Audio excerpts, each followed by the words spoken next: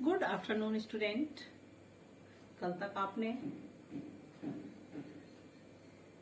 First, second और third वाक्य पढ़े। आज हम आपको उससे आगे का पार्ट समझाने जा रही है। थल थल में बसता है शिव ही, भेद न कर क्या हिंदू मुसलमान, ज्ञानी है तो स्वयं को जान, यही है साहब से पहचान। अर्थात कवियत्री क्या कहना चाहती है उसके बारे में वर्णन किया गया है। थल थल में बसता है शिव ही, भेद न कर क्या हिंदू मुसलमान, ज्ञानी है तो स्वयं को जान, वही है साहब से पहचान। अर्थात कवियत्री कहना चाहती है कि ईश्वर सर्वव्यापक है। थल थल में बसता है शिव ही, ईश्वर सब में बसा हुआ है, कण कण में व्याप्त है। ईश्वर सर्वव्यापक है, वह हर जगह रहता है। इसलिए हमें धार्मिक और जातीय संकीर्णताओं से ऊपर उठना चाहिए। थल थल में बसता है शिव, शिव अर्थात कल्याणकारी शिव, जो हर जगह हर कण में व्याप्त है, जो कल्याणकारी है, वह हर जगह व्याप्त है। भेद न कर क्या हिंदू मुसलमान, इसलिए हमें हिंदू और मुसलमानों में भेद नहीं करना चाहिए। हमें धार्मिक और जातीय संकीर्णताओं से दूर रहना चाहिए। हिंदू और मुसलमान भेद करने लायक नहीं है, सभी मनुष्य है। यदि हम ज्ञानी है तो स्वयं को जान। कवित्री कहना चाहती है कि यदि अपने आप को तुम वास्तव में ज्ञानी समझते हो, अपने आप को बहुत बड़ा ज्ञानवान समझते हो, तो सबसे पहले अपने आप को जानने की कोशिश करो। अपने आप को जानने का मतलब, हमें ईश्वर ने इस पृथ्वी पर क्यों भेजा है? क्या पैसे कमाने के लिए भेजा है? यह ईश्वर का उद्देश्य क्या था? किस उद्देश्य से उन्होंने हमें पृथ्वी पर भेजा है? हमारे अंदर उन्होंने कौन कौन सी ऐसी शक्तियां दी हैं जिसके द्वारा हम इस पृथ्वी पर अच्छे कार्य कर सकते हैं? हम उनका उपयोग करें और उनका उपयोग करते हुए मानवता स्थापित करें। इसलिए हमें उन कामों में नहीं उलझना चाहिए कि ये धार्मिक संकीर्णता, ये हिंदू है या मुसलमान है, ये मंदिर है और ये मस्जिद है, हमें क्या करना है, हमें क्या नहीं करना है, कौन से रीति रिवाज जो भी बनाए हुए हैं वो हम सबके ही बनाए हुए हैं। उनमें हमें क्या करना है, क्या नहीं करना है, ये हमें ही निर्धारित करना है। उसमें कोई धार्मिक कट्टरता नहीं है कि हमें ये करना चाहिए और ये बहुत जरूरी है करना, इसलिए हमें उनको त्याग देना चाहिए।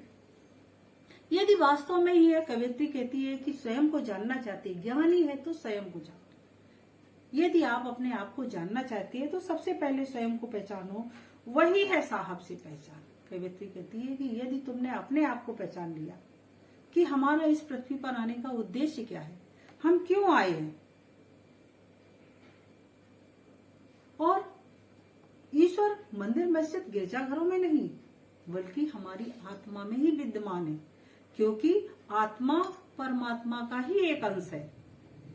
और जब ईश्वर हमारी आत्मा में ही विद्यमान है और हमारी क्या, जितने भी जन हैं, जितने भी जीवित है प्राणी, चाहे पशु पक्षी या कीट पतंग जो भी है, उन सबके अंदर ईश्वर का अंश व्याप्त है। तो फिर हम ईश्वर को कहाँ ढूंढ रहे हैं? वो तो हमारी आत्मा में ही विद्यमान है, वो हर जगह है, सर्वव्यापक है। तो यदि तुम सबको जानना चाहते हो तो वही है साहब। यदि ज्ञानी हो तो सबसे पहले अपने आप को जानो, और यदि अपने आप को पहचान लिया तो ईश्वर से तुम्हारी मुलाकात हो गई, वही है साहब से पहचान। अर्थात ईश्वर से आपको आसानी से पहचान हो जाएगी।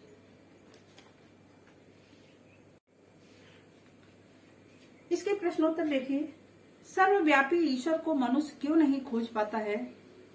क्योंकि वह हिंदू और मुसलमानों में भेद रखता है, वह धर्म स्थलों में प्रभु को खोजता रहता है, वह अंधविश्वास एवं अज्ञान में लिपटा रहता है। इस कारण वह ईश्वर की खोज करने में असफल रहता है। सेकंड क्वेश्चन दिया गया है, भेद न कर कवियत्री ने ऐसा किस कारण कहा है? अर्थात कवियत्री ने ईश्वर को घट घटवासी बताया है, वह सर्वव्यापक है, वह किसी जाति से परे है। अतः मनुष्य को जाति और धर्म से ऊपर उठ करके, हिंदू और मुसलमानों के भेद से ऊपर उठ करके सबको समान रूप से देखना चाहिए। इसीलिए कवयित्री कहती कि हमें भेदभाव नहीं करना चाहिए। नेक्स्ट क्वेश्चन दिया गया, कवयित्री ज्ञानी जन को क्या जानने की प्रेरणा देती है? अर्थात कवयित्री ज्ञानी व्यक्ति को यह जानने की प्रेरणा देती है कि वह अपने अंदर स्थित आत्मा को पहचाने, क्योंकि आत्मा ही परमात्मा का अंश है। सबसे पहले वो अपने अंदर स्थित आत्मा को पहचाने, और यदि उसने अपने आत्मा को पहचान लिया तो उसने ईश्वर के वास्तविक स्वरूप को पहचान लिया। नेक्स्ट क्वेश्चन है, कवयित्री ने ईश्वर को किस नाम से पुकारा है और वह ईश्वर कहाँ रहता है? अर्थात कवयित्री ने ईश्वर को शिव नाम से पुकारा है, क्योंकि शिव शब्द कैसा है? कल्याणकारी है। ओमकार शब्द क्या है? सर्वव्यापक है, ब्रह्मांड में समाया हुआ है। इसी तरह से शिव कल्याणकारी है, तो कवयित्री ने उन्हें शिव रूप में माना है। और वह ईश्वर कहाँ रहता है? अर्थात शिव परमेश्वर तो हर जगह रहता है, हर प्राणी की आत्मा में और प्रत्येक पदार्थ में रहता है। वह समस्त सृष्टि एवं समस्त प्राणियों में रहता है। नेक्स्ट क्वेश्चन देखिए, ज्ञानी ईश्वर को कैसे एवं किस मार्ग से पा सकता है? अर्थात ज्ञानी व्यक्ति, आत्मज्ञान से संपन्न व्यक्ति आत्मा परमात्मा के संबंध को जानता है। जो स्वयं आत्मज्ञानी होता है उसे ये पता होता है कि ईश्वर कहाँ पर है। मनुष्य की आत्मा में परमात्मा रहता है, क्योंकि आत्मा सर्वव्यापक परमात्मा का ही एक रूप है। अतः ज्ञानी व्यक्ति ईश्वर को आत्मज्ञान से एवं आध्यात्मिक चिंतन साधना से पा सकता है। नेक्स्ट क्वेश्चन दिया है, वही है साहब का तात्पर्य क्या है? अर्थात कवयित्री ने ईश्वर को ही साहब माना है। उनके अनुसार शिव ही परमेश्वर और साहब है। वह ईश्वर को ही साहब मानती है और शिव को ही वो परमेश्वर और साहब मानती है। धन्यवाद।